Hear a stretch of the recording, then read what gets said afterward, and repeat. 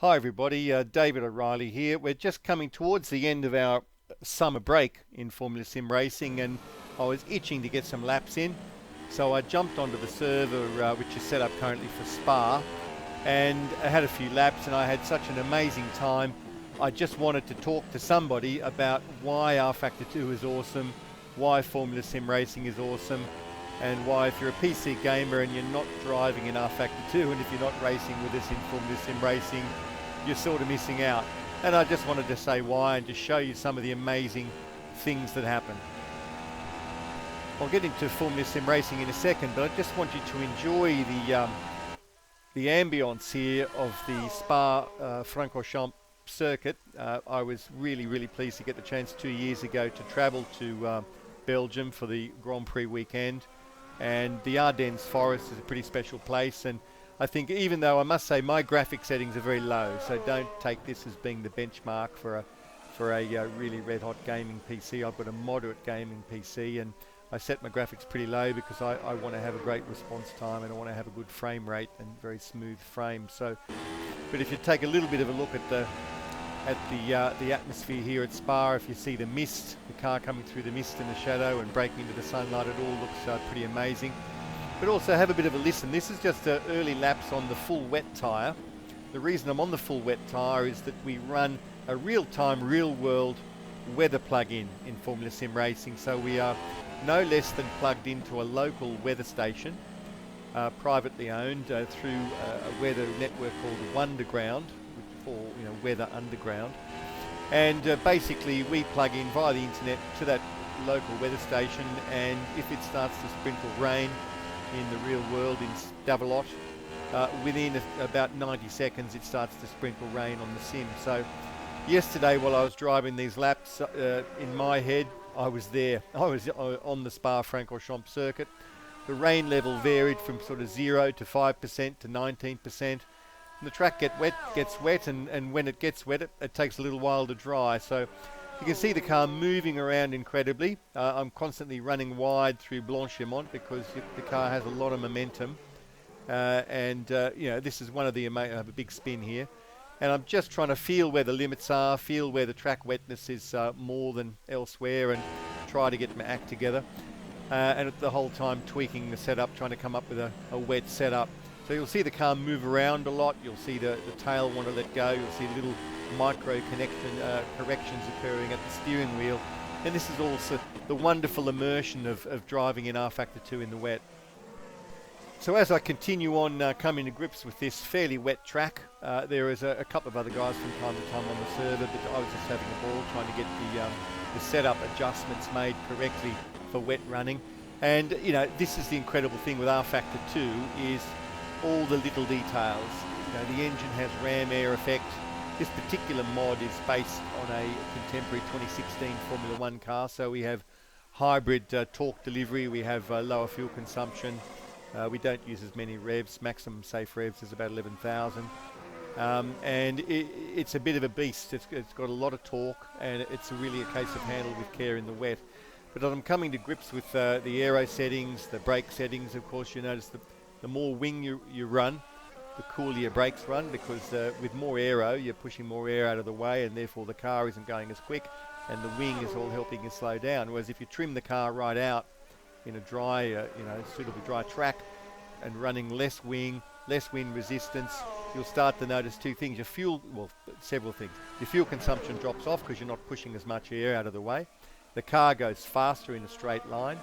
Your tyres wear out more because for a given lap time you're getting less aero grip, so you're relying more on mechanical grip. So all of these things are incredibly realistic. And in setting up for Spa, as I lowered my wing, each step I lowered it, I was getting more brake temp, and it required me to add a bit more brake ducting to manage that. So they're all fantastic things that happen within the setup within R Factor 2. So allow me to just tell you a little bit about Formula Sim Racing, or FSR we tend to call it once we become familiar with it. FSR is the highest standard and the longest standing simulation racing league in the world. Now, okay, it's easy to say that. How can I justify it? Well, Formula Sim Racing is the one that the great Gregor Hutu did not manage to win. He was in there for a year and a bit and moved on due to personal commitments, but Gregor drove brilliantly but didn't win this one. This league features the highest standard of open-wheeler sim racing driving in the world.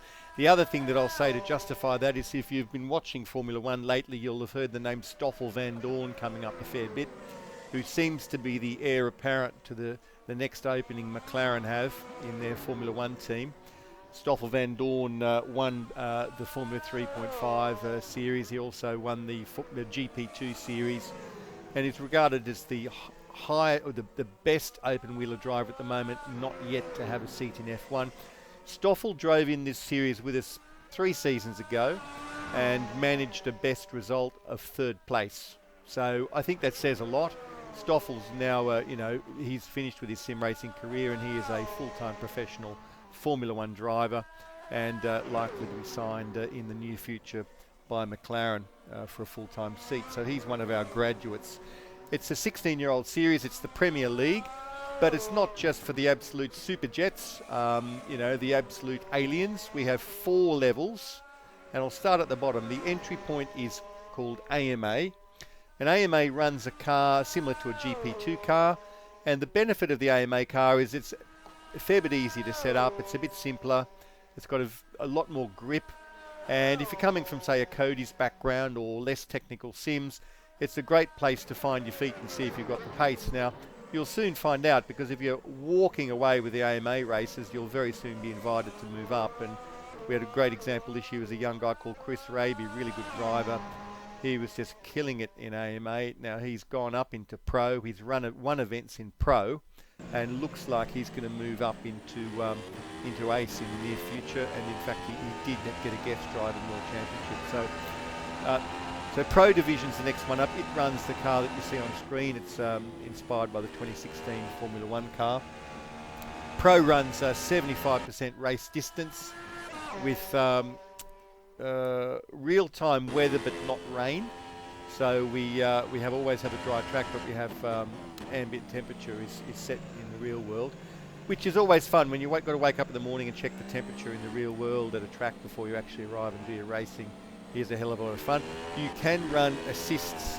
You can run traction control and ABS on low, which will make the car a little bit easier to come to terms with. It's going to help you drive the car, but it's not going to help you win, because there are weight penalties attached with that, and just the physical characteristics of the car really don't make it as quick. Once you start putting in traction control, you tend to get a little bit of push understeer, which is not helpful.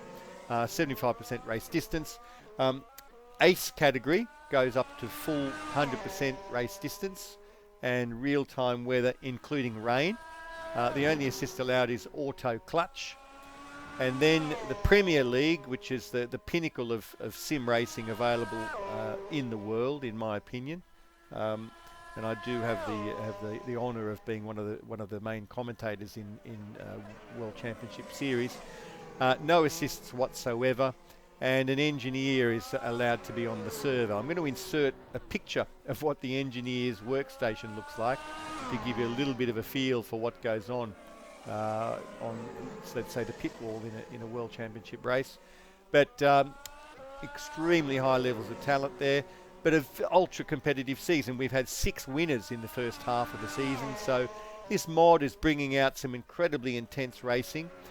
Managing tyre wear is a big issue, and while we're on the subject of tyres, I'll mention that in this simulation, as well as the 2 wet weather tyres, the blue-sided full wet tyre and the green sidewalled intermediate, we run all 4 dry tyre compounds. So we've got super soft, medium and hard compound tyres. So we've got 6 tyres that you need to come to terms with, as well as actual rain, and no other competition, calling it a Premier League competition, offers all those things. No one else offers you real-time, real-world weather, including actual rain and the need for wet tyres, the need to choose when to jump to inters. And in this little video, the track is wet but drying, and towards the end, actually I do come out on the inters to have a bit of a a bit of a blast on the inters, and you'll see the track start to dry.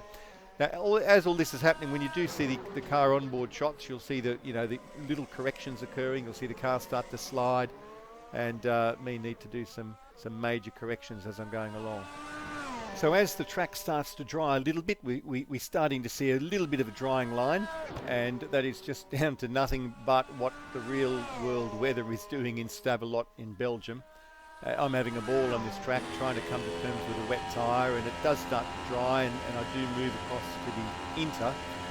But it is just an absolutely beguiling exercise to try to get you set up right, and then you're out there and you're just trying to feel the limits on a track that lap after lap is constantly evolving. We had sort of 25% rain, then we had 5% rain, and then none at all. Track dried out a bit, then it got wetter again. And as you're coming along and just feeling the tyres let go, feeling the grip improve and regress, and the force feedback effects within the rFactor 2 Sim, there's no canned effects. What you're feeling is purely and simply the amount of pressure being exerted on the steering rack, which is a product of the amount of grip that's available at the front end of the car. So as the tyres start to go away, as the wear starts to go away, or as the grip improves, as the temp comes in, or the grip's reducing because the track is getting wetter, or the grip's improving because the track's getting drier, you're feeling that through your hands. You're not sort of guessing and wondering how much grip is there and discovering it when you choose your braking marker. You're literally feeling it, and it's just an amazing feeling as I get onto the car and get onto the inters and see that they're starting to work and start to push it a little bit more and find a bit more lap time. So the lap time change through this sequence of laps you've seen today, going from the wet tyre to the inter, involved a improvement in lap time of 10 or 11 seconds. So you can really feel it, and you can really sort of see it in what the car's doing, and it's just fantastic to see that evolution of the track as the weather sets in, and in this sim, in this car, it doesn't feel fake, it just feels real. It just feels like it is happening. You're there, it's happening as it's happening in the real world, and it's just an incredible feeling. So I guess where I'm coming from is to say, if you have a look at what the car's doing, and you see what where I am on the track, and I'm making mistakes. I'm trying to find the limit. I'm sliding. I'm correcting. There are guys out there a whole lot quicker than me. I've managed my personal best this season in Pro is 4th place in a race which I've managed twice. But I am proud to say that I am the number 2 driver in the leading team in the Constructors' Championship, along with my illustrious number 1 driver teammate, David Cook, who seems to be in a very, very strong position to challenge for the Drivers' Championship in Pro this season. And that's been awesome fun. But what I'm about here is to just say to you, it's not that it's easy, and it's not that I'm a genius. It's just to say that it's so incredibly realistic and just beguiling to just try to get the car working properly, and it's amazing fun. The Formula SimRacing League it's quite demanding. It's quite serious. It's not overly expensive. I think you're probably going to spend about 30 euros or something like that for your pro license. I'd recommend you find a team to adopt, because it's just going to increase your learning curve and mean there's a lot more resource around, people helping you set the car up, etc. But if you're fast where you race, whether it be in a Cody's game, or a Project Cars, or Assetto Corsa, or Automobilista, etc., which are all great fun and great entertainment. If you want to come up against the very, very best drivers in the world at what we do and have a really amazing and rewarding time, Formula SimRacing is the place to do it. Come along, give it a go. At the very least, catch some of the live streams, because it's absolutely awesome. We have a wonderful series sponsor for the last several years. Thrustmaster are our series sponsor, for whom we thank very, very much for all that support, which makes the professionalism of Formula SimRacing possible. The top guys in World Championship earn money. They're not going to pay off a house with it, but they earn money through their racing, and it is just an honour and a pleasure to be on track with the sort of people that compete at this level. So hope you've enjoyed this little ramble. It wasn't intended to be hyper serious or hyper professional, but it was just stuff I wanted to convey to whoever's out there. Thanks for listening. Hope you enjoyed watching the car running around. I'll put some links in the comment section, and yeah, feel free to comment if there's any other info that you want, any questions you want answered, etc. Give us a shout. I am the author of the advanced car setup guide for R-Factor 2, which is available for sale. Yeah, give us a shout if there's anything you need, and thanks very much for your time. Bye bye.